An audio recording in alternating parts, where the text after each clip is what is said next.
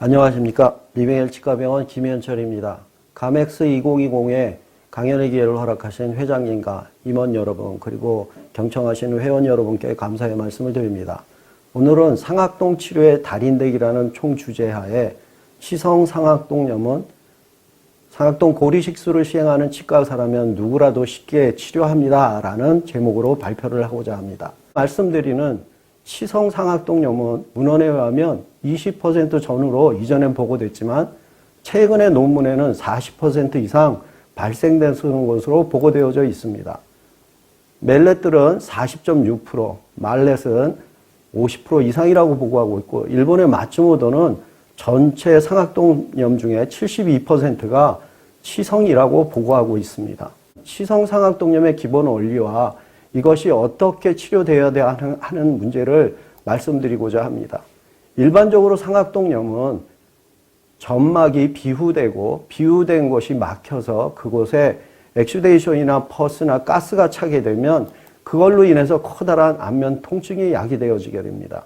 물론 초기에는 스프레이를 통해서 스웰링을 감소시킬 수도 있고 또 전신적인 약물 투여로 치료할 수도 있지만 경우에 따라서는 엔트럴 아베이즈나 또는 내잘 이리게이션을 시행하는 것이 더 좋은 결과를 가질 수 있습니다. 물론 치성인 경우는 오돈토제닉 오리진을 꼭 제거해야 되는 동반된 치료가 필요하죠. 실제로 구강하관면외과에서는 한피성 낭포의 감염에 의해서 야기된 이런 증례들이 많이 시술되고 있습니다. 그러나 일반 개원의 입장에서는 근간치료 오리진으로 병발된 사이노사이티스, 치주염으로 생긴 사이노사이티스, 그리고 임플란트 거상 시 임플란트의 함입이나 또는 고리식지의 함입으로 나타난 사이노사이티스를 경험할 수 있고요.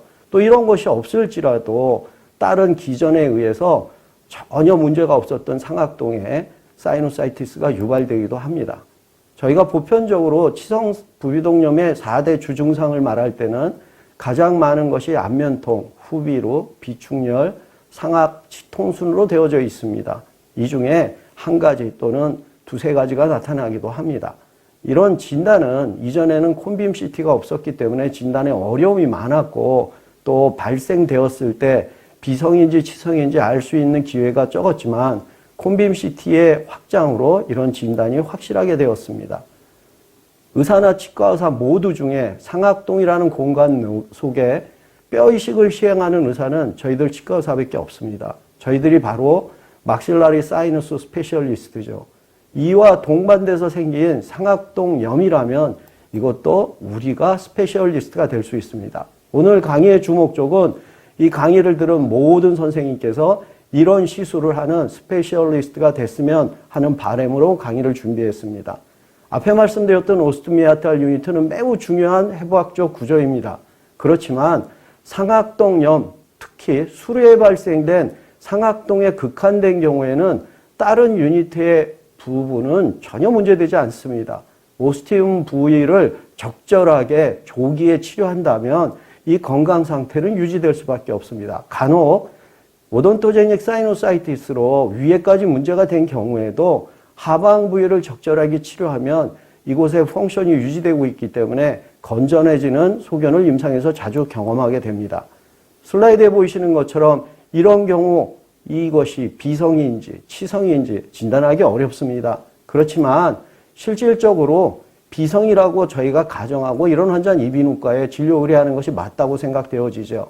그러나 그렇게 됐을 때 가장 중요한 것은 저희 입장에서는 오스티움의 건강도입니다. 만일에 이렇게 막실라리 사이노사이티스만 있는 경우라고 한다면 이것은 더욱더 저희들이 치료해야 되는 곳에 들어가지게 됩니다. 그러면 병태로는 어떻게 되는지 저희가 이해해야 합니다.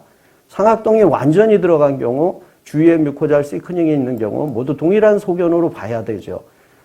싱크로나이즈된 무브먼트를 하는 실리아가 시간이 지나면서 폐쇄되게 되면 이와 같이 부분적으로 소실되고 부분적인 기능이 떨어진 상태로 나빠지는 상태가 되어집니다. 그러나 에큐트인 경우에 이런 상황으로 진행된 경우는 아주 적은 퍼센트입니다. 대부분이 기능을 가질 수 있습니다. 그런 말씀드린 것처럼 상실된 실내가 없어진 모습을 생각할 수도 있지만 건강한 상태에 있을 때 거기에 있는 분비물이 시카하고 비스코스 했을 때 무브먼트가 안 일어나서 생기는 사이노사이티스가 대부분 수루에 생기는 것이 아닌가 저는 이렇게 생각합니다. 이런 경우에 적절한 치료를 해주게 되면 침륜성이 강한 치료가 아닌 레스 인베이시브 트리트먼트로 치료가 가능하다고 생각합니다.